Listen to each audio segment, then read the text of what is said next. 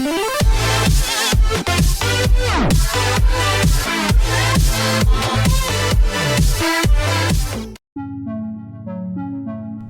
Paleozoikum, zaman kedua menurut pembagian berdasarkan geologi. Zaman Paleozoikum adalah zaman yang pernah dilewati oleh kehidupan di bumi. Seperti halnya zaman lainnya, zaman Paleozoikum memiliki ciri-ciri corak kehidupan yang terjadi pada zaman itu. Zaman Paleozoikum disebut juga dengan zaman tertua atau zaman pertama. Zaman ini diperkirakan terjadi sejak 245 sampai 545 juta tahun yang lalu. Pada zaman ini tanda-tanda kehidupan di bumi mulai muncul, diiringi oleh bumi yang lambat laun yang mengalami pendinginan. Makhluk bersel satu berjenis bakteri mulai bermunculan. Pada zaman ini pula sejumlah makhluk berjenis amfibi dan ikan telah muncul, meskipun dalam jumlah yang sedikit. Pada masa ini memang semua binatang hidup di laut. Zaman Paleozoikum dinamakan juga dengan zaman pertama atau zaman primer. Pada masa Paleozoikum, keadaan bumi belum terlalu stabil. Curah hujan yang sangat besar dan iklim masih sering berubah-ubah. Namun meskipun begitu, kehidupan dalam bentuk sederhana mulai bermunculan yang bermula dari laut. Telah hidup mikroorganisme bersel satu dan beberapa hewan tak bertulang belakang. Rumput-rumputan, ganggang, dan ikan sudah mulai ada. Pada zaman Paleozoikum ini dibagi menjadi 6 periode, yaitu periode Kambrium. Periode Kambrium berlangsung sejak 541 hingga 480 juta tahun yang lalu dan merupakan periode pertama pada era Paleozoikum. Periode Kambrium memicu ledakan evolusi kehidupan dalam suatu peristiwa yang dikenal dengan ledakan Kambrium, di mana jumlah makhluk hidup yang berevolusi terbanyak dalam sejarah bumi dalam satu periode. Makhluk seperti ganggang mulai berkembang, tetapi sebagian wilayah air dihuni oleh antropoda lapis baja seperti trilobit. Hampir semua makhluk laut berevolusi dalam periode ini. Dan pada masa ini benua Rodonia mulai memecah, yang sebagian besar menjadi benua raksasa Gondwana. Pada periode awal pada pembagian zaman Paleozoikum, makhluk hidup mulai menguasai daratan. Iklim pada fase Kambrium tergolong sedang, bahkan bisa dibilang panas. Periode kedua Ordovisium. Periode Ordovisium berlangsung dari 485 juta tahun sampai 443 juta tahun yang lalu. Ordovisium merupakan periode dari sejarah bumi di mana banyak spesies masih lazim saat ini berkembang, seperti ikan primitif, cumi, dan karang. Bentuk yang paling umum dari kehidupan tetaplah trilobit, siput, dan kerang. Lebih penting lagi, antropoda pertama kali pergi ke darat untuk menjajah benua kosong Gondwana.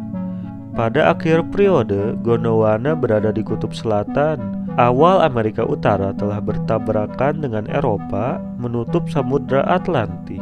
Gladiasi atau pembekuan Afrika mengakibatkan penurunan ketinggian permukaan air laut dalam jumlah besar, membunuh semua kehidupan yang berebut wilayah di seperpanjang pesisir Gondwana.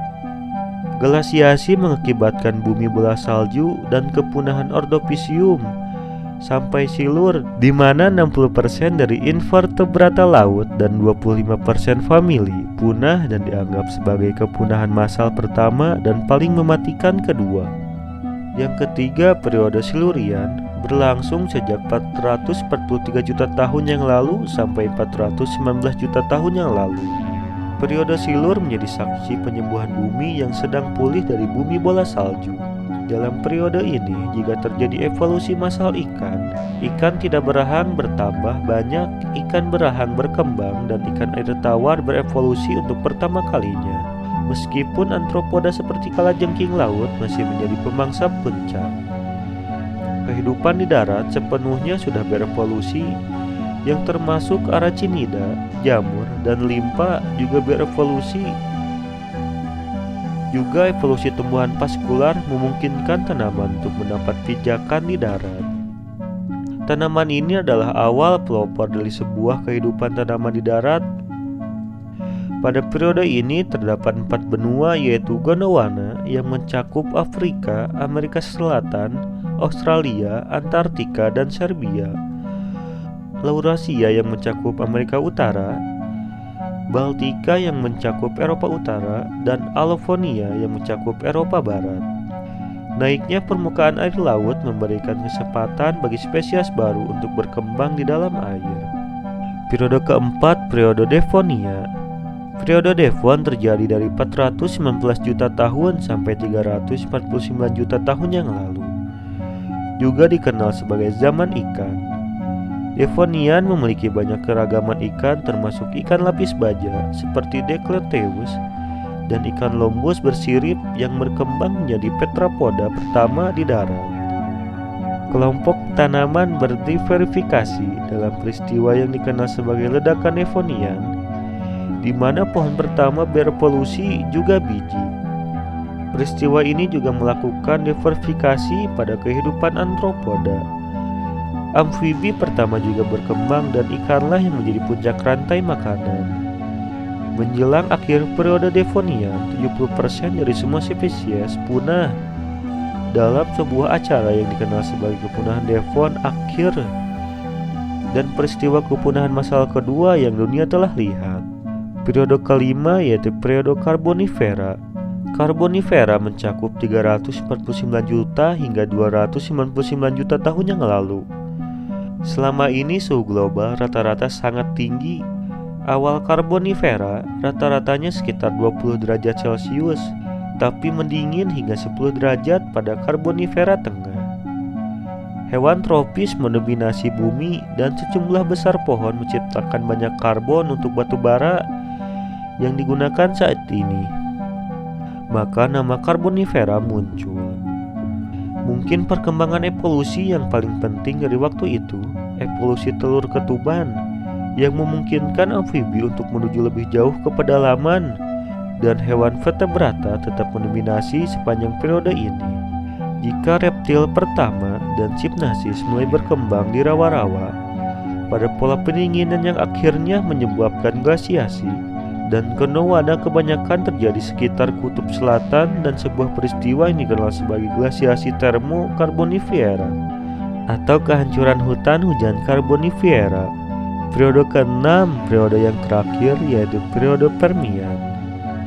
Permian mencakup 299 juta sampai 250 juta tahun yang lalu dan merupakan periode terakhir dari Paleozoikum. Pada awalnya semua benua bergabung bersama untuk membentuk benua raksasa Pangea yang dikelilingi oleh satu samudra yang disebut dengan Pantalasa. Bumi sangat kering selama waktu ini. Iklim daratan interior Pangea mengalami musim keras dan tidak memiliki batang alam air danau sungai. Dan sebagian reptil dan sinapsida berkembang di iklim kering baru.